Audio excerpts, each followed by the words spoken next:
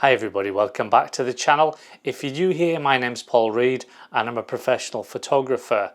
My main love is black and white photography, monochrome photography, and I have to use the right kit for me, the right gear for me in order to get a consistent look across any particular cameras that I use, any particular lenses that I use. Now, it's no surprise to most of you that my main carry everyday camera is the Leica Q2 Monochrom, and I've been using this for a long time. Love this camera. Now this camera, what I use this for, this is my everyday carry camera. This is the camera that I take with me when I don't even know what's coming, because I know for a fact that this camera can capture it. Doesn't matter what the light is, whether it's portraits, whether it's landscape, whether, okay, maybe if it was sports photography I wouldn't be doing it, but I'm not going to be taking sports photography anyway. So, but anything that is within the sort of photography that I take, this camera, it's going to do the job. However, sometimes the photography that I'm doing is more specific. Now, if it was street photography that I was going out to do, then I would still be taking the Q2 Monochrom out with me. If I kind of thought maybe I might or might not be taking some street portraits, I'd still take the Q2 Monochrom with me. But sometimes I've got a very specific vision in mind, and in those cases, sometimes what I'll do is I'm going to take the Leica SL with me. And I used to use this a lot back in the day, and I've started to use it again for anything where I'm wanting maybe like a 35mm focal length or a 50mm focal length. So now the Leica SL, that was the first SL camera that came out. This is still an amazing camera today.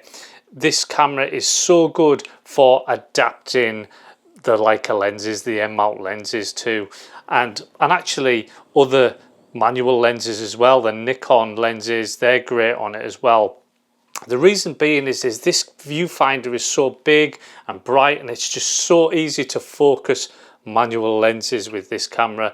Of course, the SL2, I'm sure that improved on autofocus, and you know, it's got a lot more megapixels, but at the end of the day, I don't need the autofocus, so this camera really does the trick. I went out the other day with my other half, Khadija, and we went on a little road trip, and I just thought this is definitely the camera that I need to capture these images.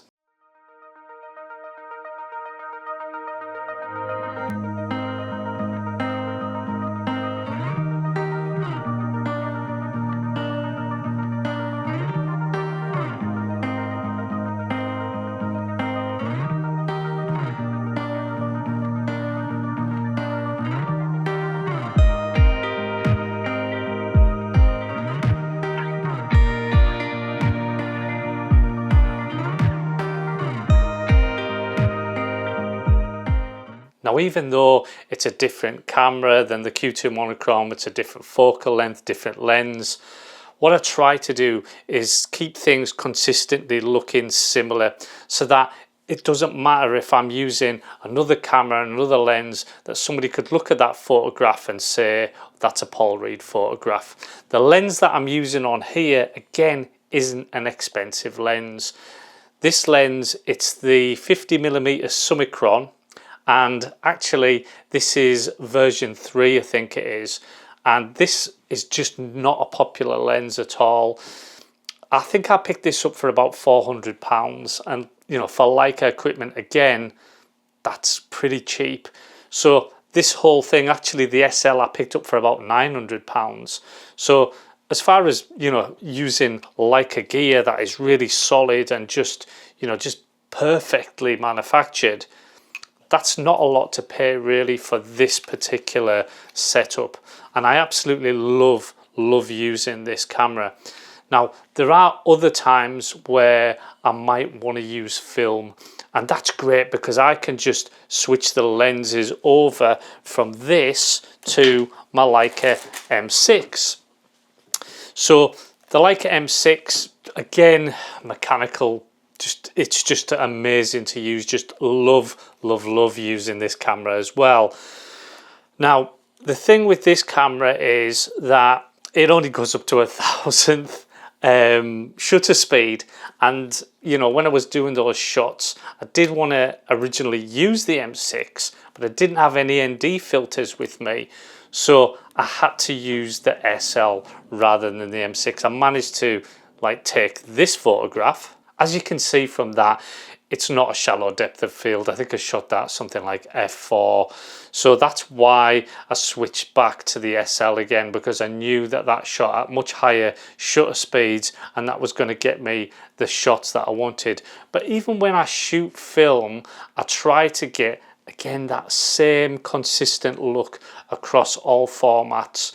I try to get, you know, deepish blacks and things like that. And again, I do that through my development process and then also my scanning and editing. A lot of people keep asking me how I develop my films. I'm going to quickly show you that now. So my go-to film is Tri-X 400.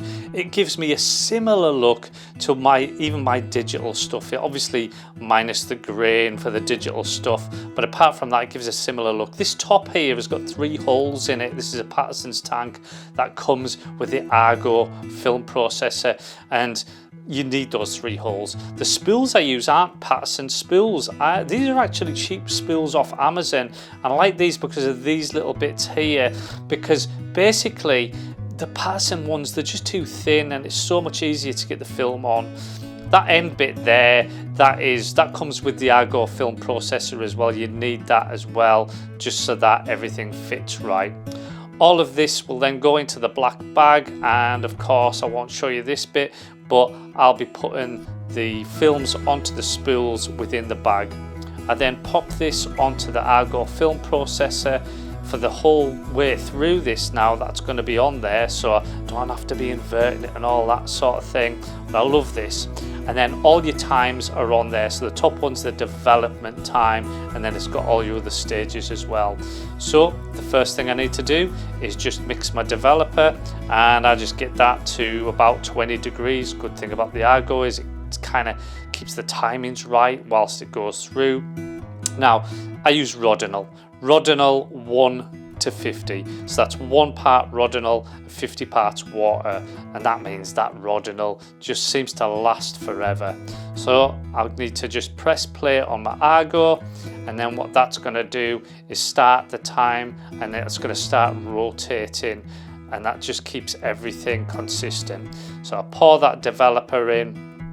Now once you pour that developer in, you know, this is a 12-minute development time, but rather than having to invert it all the time myself, I can just kick back, just sit down and relax and really not worry about anything. Even the dog loves it. There's kind of a hypnotic sound of that tank rotating. So then I get my wash ready. Obviously I'll be pouring the developer away, and then I'm going to go to the wash cycle, which is 1 minute, and then I just press play and then fire that wash in. Once obviously that's washed, I pour that away down the drain as well, and the next stage is the fix. I use Ilford Fix, and that's just, you know, it's always done the trick. So I pour the fix in. Once that's done, the fix actually goes back in the bottle, but this is the final wash that I'm doing now, and the final wash is for 10 minutes. And once again, whilst that 10 minutes is going, it's time to relax again, and even the dog's wondering if this film will actually turn out in the end. That's the usual worry. But thankfully, everything did turn out absolutely great. Really pleased with these negatives. This is one of the exciting parts. It just never ceases to amaze me every time, whenever, you know, the pictures actually come out. But these are looking fantastic. I'm really pleased with them. So the only other thing which I do is scan the film in using my Fuji X-H2, and these are some of the portraits that were on that film.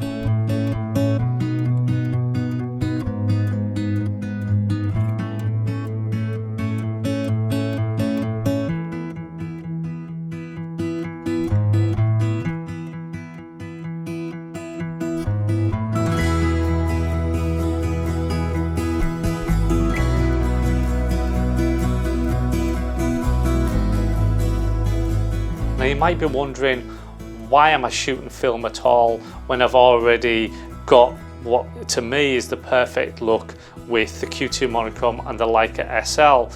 Well, sometimes this depends on what the end result is going to be. Now the end result, what I mean by that is how I'm going to be printing it. If I want to be printing silver gelatin prints, then I'm going to shoot film, because I can print those pictures directly from the negatives in my darkroom, and that way I'm getting a proper traditional silver gelatin print, which I absolutely love. I'm not into the inkjet prints, it's just not for me. So if I want silver gelatin prints, I'm going to be shooting it on film. Now if I'm wanting platinum palladium prints, which is the other type of printing which I do, then what I'm better doing is shooting digital. And the reason why I'm better shooting digital using the SL or the Q2 Monochrom is because I need a digital file in order to make a negative, to make a big negative that's going to be contact printed onto the paper and then make my final image.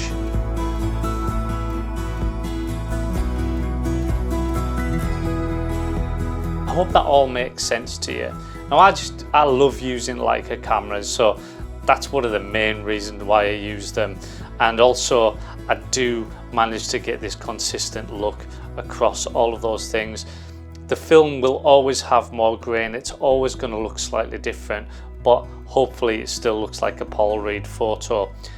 Last thing before I go, the Monochrome Moments book, that is nearing release. That's releasing next month, so you can go over and pre-order that. This is my street photography book, and this has got all of my best street photography images in it. It's a good thick book and it's signed and numbered.